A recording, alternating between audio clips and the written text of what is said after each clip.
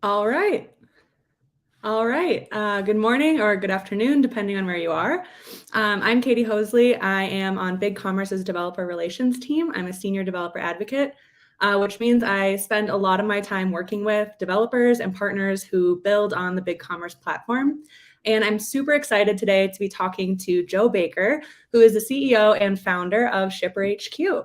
ShipperHQ and BigCommerce have a lot of big mutual clients like Solo Stove, Uplift Desk, Bulk Candy Store, Yeti Cycles, and Dippin' Dots.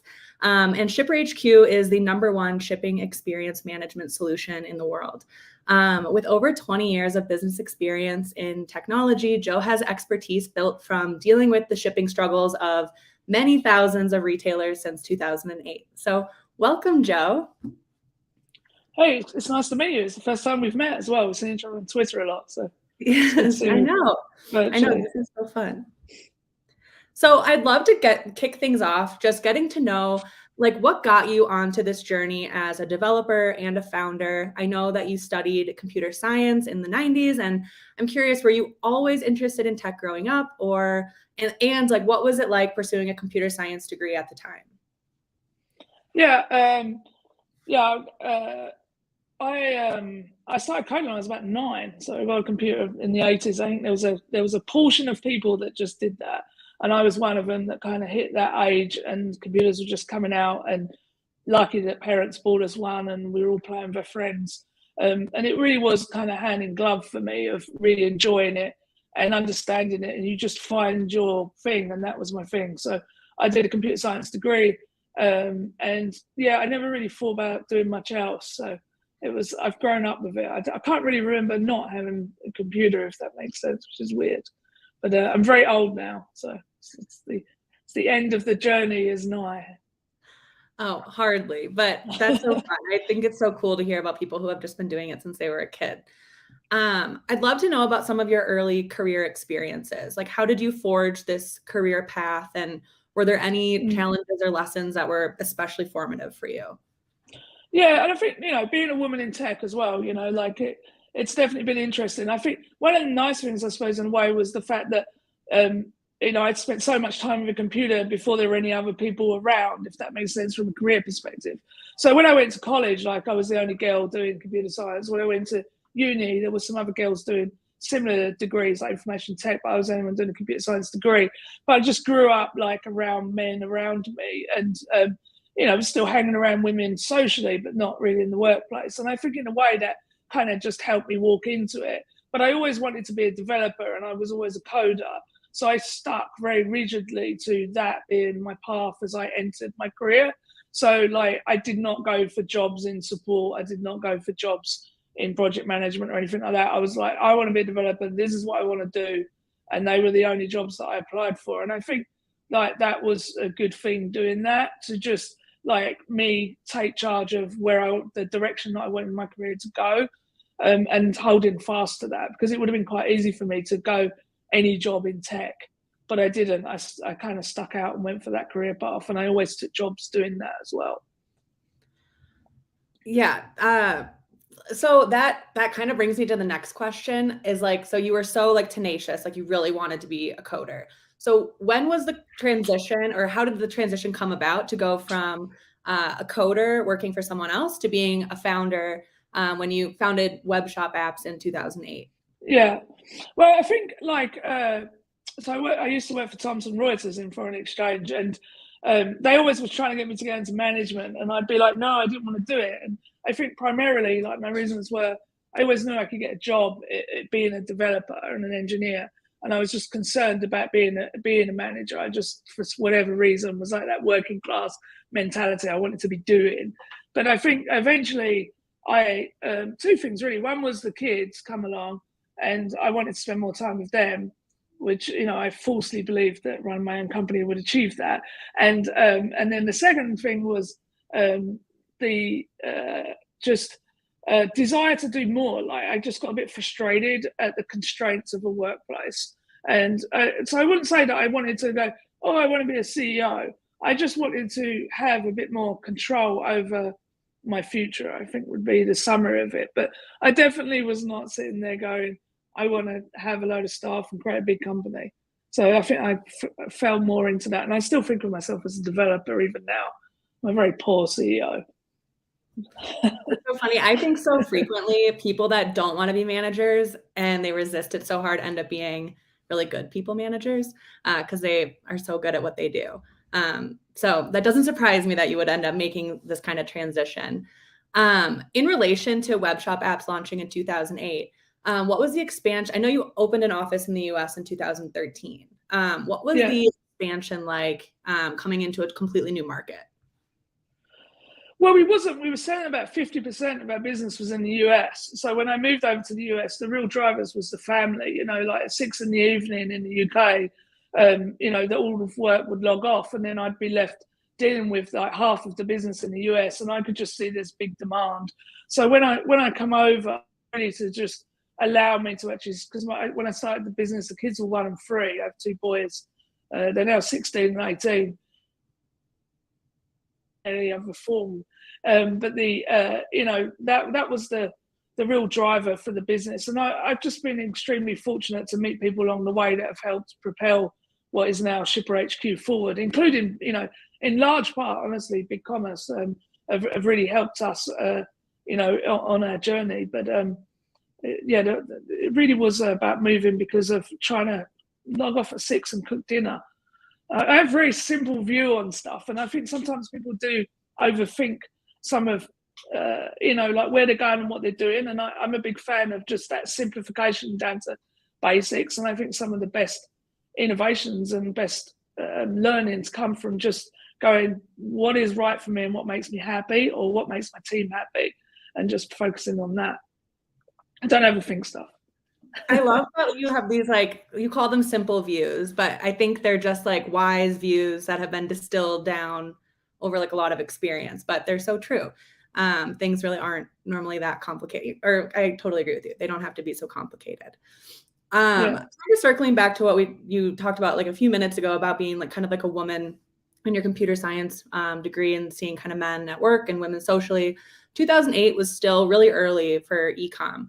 And so I would imagine was even fewer women in e-com then than there are now. How did that impact your experience as a founder and a CEO? Yeah, I mean, honestly, in 2008, I thought it was late to the game. So it's interesting that you say that. My husband was a merchant in 2008, and I was like, oh, we've missed it. And now when you look back, you go, it's only just beginning. I think that's true of us now and something we should remember. But I don't know. I think because like most of my career is around men, like I don't really kind of see the gap, right? I see it more as an older person in the space, and now about encouraging the younger generation coming up. But I think, like in a way, my ignorance of it has helped me. Of going, I haven't seen those ceilings when I was younger, because to me they just weren't there. I think, I have become more aware as I've grown the business. But at that point in time, I was and I do think that that's a good thing to be, is to have like tunnel vision, set your own journey, and not worry too much about, what you can't do. Like take control of what you can take control of.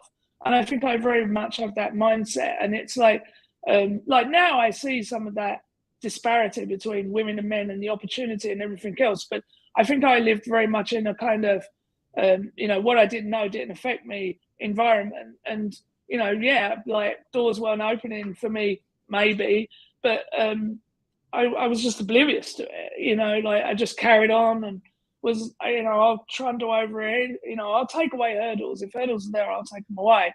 But, you don't see what you don't see, if that makes sense. Yeah, that totally makes sense. I feel like it sounds like you were too busy working really hard to notice anything like that, which I think is such like a superpower in that context. I think it comes down to like when you say like, for me, it's like, am I a developer or am I a female developer? No, I'm a developer. I'm an engineer. And if you put me in the room with people, you'll know within 10 minutes that I'm an engineer. Like you'll just know. And the female thing goes to one side at that point. Where it becomes a problem, I think, is when we're out externally, like yourself and everybody else, in people trusting our credentials and us being able to be a voice in the room and people wanting to listen to our voice. Because I think that sometimes people can think that we have a weaker voice. Well, We don't. We have as much intelligence and input as anybody else. We may not always talk the same language, but then different cultures don't talk the same language, and different groups of people don't talk the same language, as it were. We just need to learn to accept that within all groups. And I'm a big kind of advocate for that now, because I think it's really, the worst thing I don't like is when people make assumptions about somebody based on what they see, like you should never make any assumption based on what you see. You have to unpick it and go, what is this person about? What do they bring to the table, etc., etc. And now I kind of shut that more and more.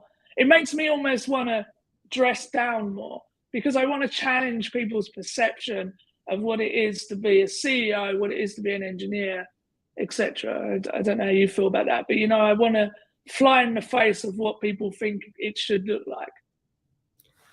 I think that's so cool, because I do think we focus on so many things when really what we're doing is working and getting work done. How we look and how we dress and what gender we are, or where we're from, or what language we speak is like not really that important, even though sometimes it feels really important.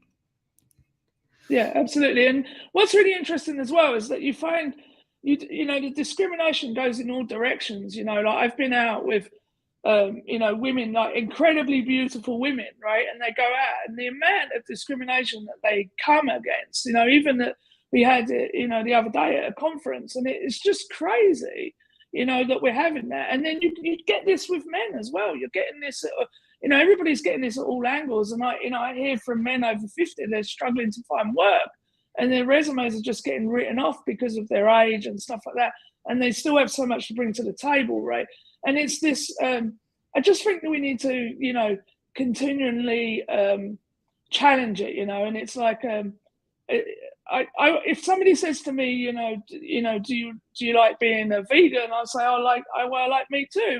But then I'll say, and they'll say, well, you just eat meat. Well, no, actually, I kind of agree with vegans as well. So, I think that we need to be able to be all these things, and to accept these different things that can live together in harmony, but also respect the differences between them at a simple level. It doesn't mean that you need to belong to all groups, but you can respect and, go and hang out in these different environments and be that, and that's to me very important that we need to get to. And I'm not sure people fully embrace that enough.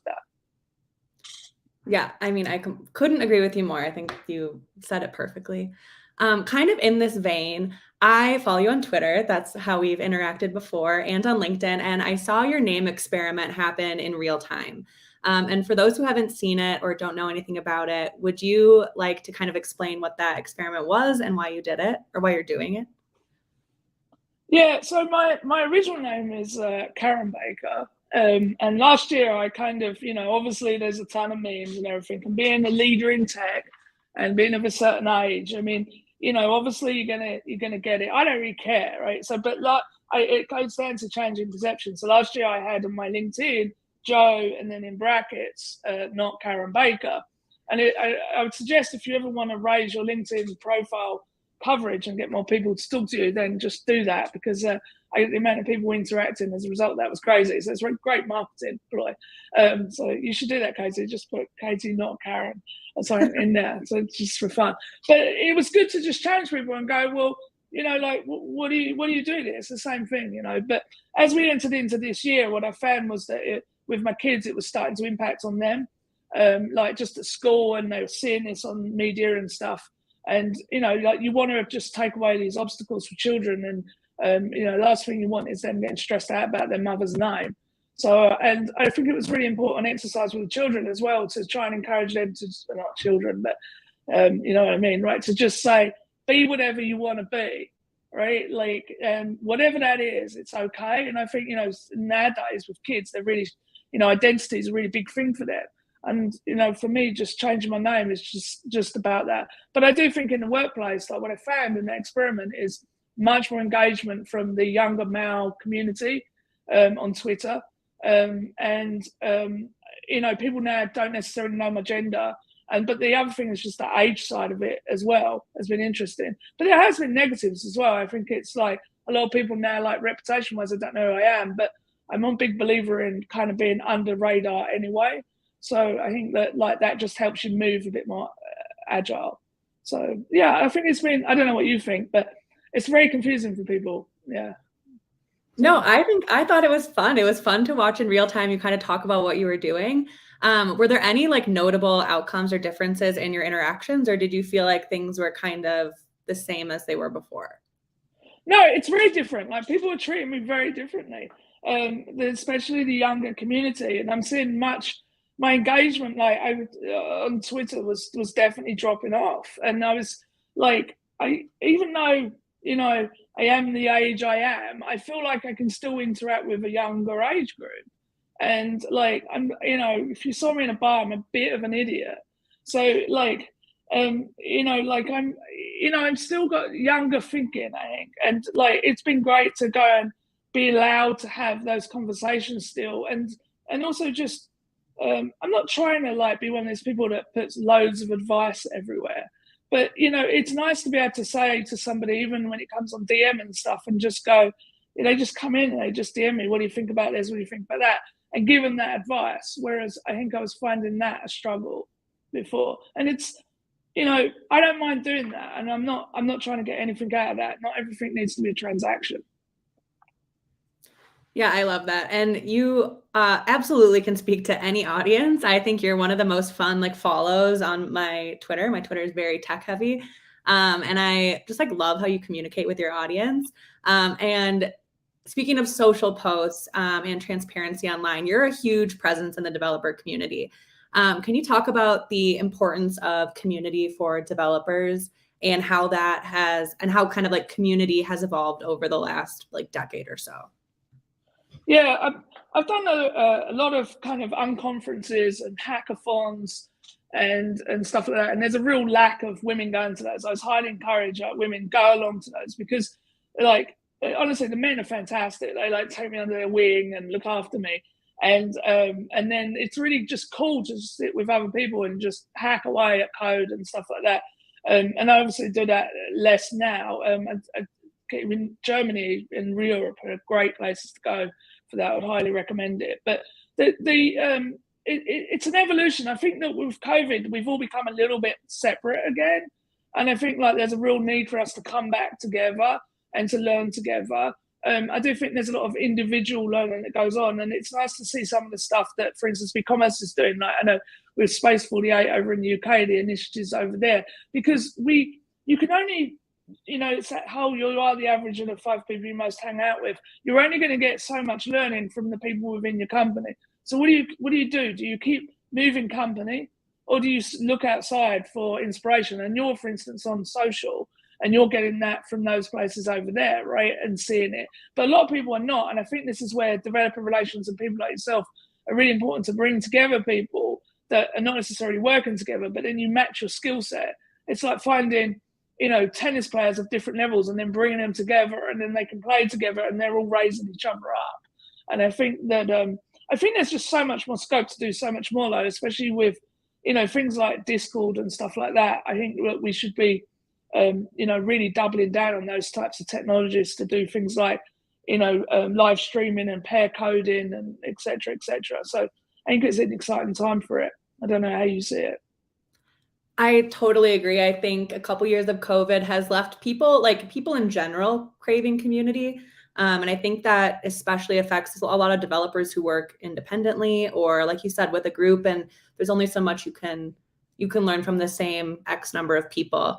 And it's funny you mentioned pair programming. I used to be like an agile coach, and we would harp on pair programming being so great, because if you were the stronger developer, you had stuff to learn from the junior, and if you were the junior, you had a lot to learn from the senior. Like there's so much knowledge share that can come from any kind of community.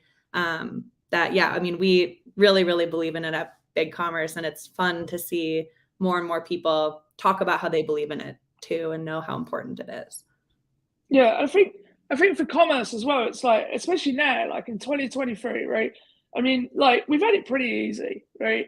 And we've all been kind of, pounding at it and also having it easy. But I think like now it's really time to really learn our craft. Like you're seeing this on LinkedIn, the content's getting so much sharper, right? And that could be Chat GPT in part, but the content's improving, right? And people are starting to really get down to what is my job. And I think that we're going to see on the development side, like there's such an acceleration now in, with the advent of AI, just that alone. And, you see things like Copilot and such like, that I think it's really necessary. And I'm saying to my team that if they don't learn new skills and they don't go out and see what's going on outside, they're naturally going to go backwards, because you're not just going to stay still, because everything is advancing around you. And so I think the developer community as a whole is, there's a real need for it to come together in the commerce space in order to bring new innovation, but also just to keep everybody moving forward and everybody advancing with all the new technology that's coming in, because this is almost like the advent of the internet. It's a massive step change in what's going on at the moment. And it's very hard for any of you to consume that individually, but as a group, you can consume it. And it's about sharing that load between you. And I think that's what community brings to the table, and why it's so important we've got people like yourselves. I couldn't have said it better myself. It's like a rising tide raises all ships when everyone is working together. So this LinkedIn Live is this is like very merchant facing. And so one question I have for you is like, how should BigCommerce merchants approach finding and working with developers?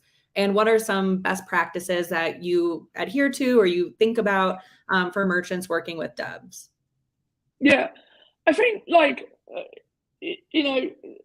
one of the primary things that comes in is budget, right? Like I've seen a lot of people over the years working with developers, merchants come and talk to me about this and then ask me for advice, who should they work with? If you've got the budget, bringing in an agency stroke SI is by far the best thing that you could do. And even within that, like, where are they? So deciding if you want somebody in person that you can go and see in your local state, or you want somebody, you don't care if they're even in America or England or wherever you are, that kind of stuff plays into it. But I think at the developer level, if you're just looking for small things to be done, it really depends on you as the size of the merchant, right? Sorry, Matt, you might have to talk for a second while I just cough. No problem. We can just take a pause. No worries. Gives people a chance. It's like a commercial break. All right. Well, while Jo is gone, I will actually just plug something that we're doing in our community while we wait for her to come back. Jo mentioned hackathons, and we are hosting a BigCommerce and Stripe, in partnership with Stripe, omni-channel hackathon that kicks off on Monday. And if you're interested, you can go to developer.bigcommerce.com/omnichannel-hackathon. If you also just get yourself to our developer center, developer.bigcommerce.com, there should be a big banner that will direct you right to the hackathon. And it is another effort that we're putting forward to increase our community engagement. Some of you are super active community members, and we know you and we love you. But we do want to find and surface more people building on the platform that we can bring into our community to work with on future fun stuff. And Jo's back. Perfect. My commercial for our hackathon was the perfect amount of time.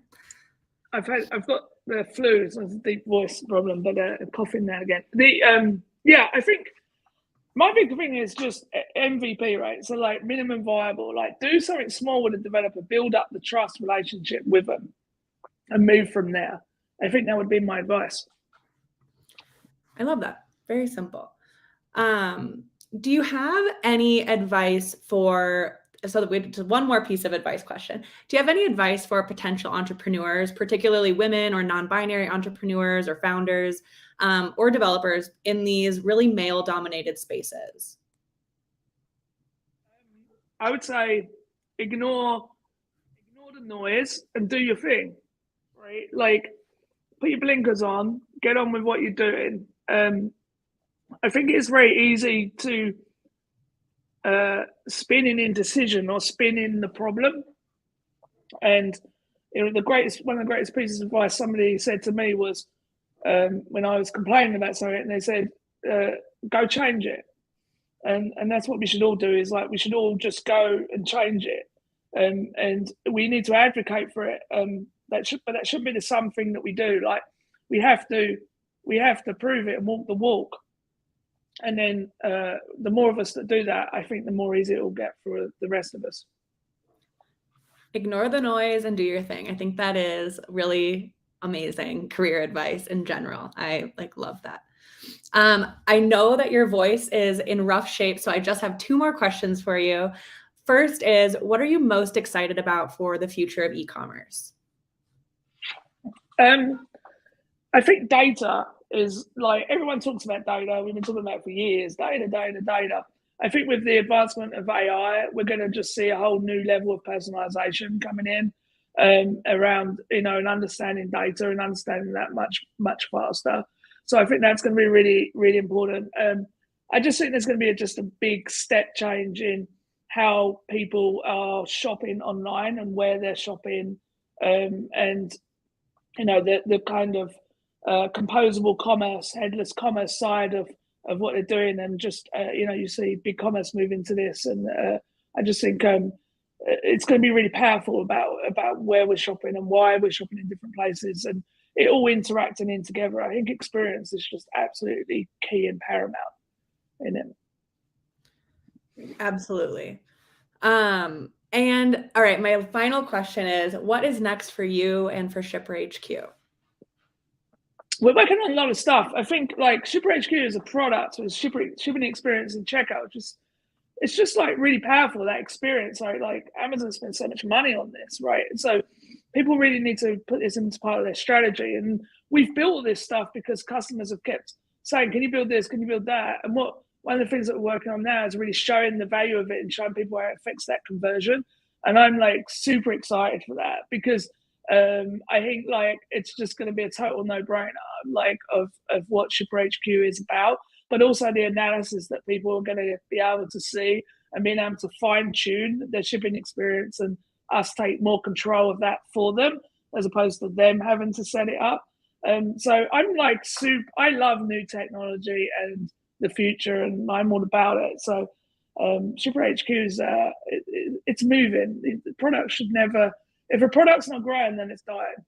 So ShipperHQ is always going to be moving. I love it. All right. Well, thank you so much for being with us here today, Jo. I personally got a lot out of this. I hope all of our listeners did too. Is there anything you want people listening to check out or to look at after they leave here? Yeah, I think, I just want to say BigCommerce has been a fantastic partner for us over the years. And I think I always say that BigCommerce is substance, not hype. I keep saying you guys should do that as your tagline for marketing. But you guys walk the walk, and we've been really proud to have you as partners. And like any merchants, like looking at the platform, I say it's a solid team. We work with you in Austin and around the world, and we look forward to continuing our partnership together, especially at the developer level. So thanks for having us. Awesome. All right. Thank you so much. And thanks everybody for listening, and we'll catch you on the next LinkedIn Live.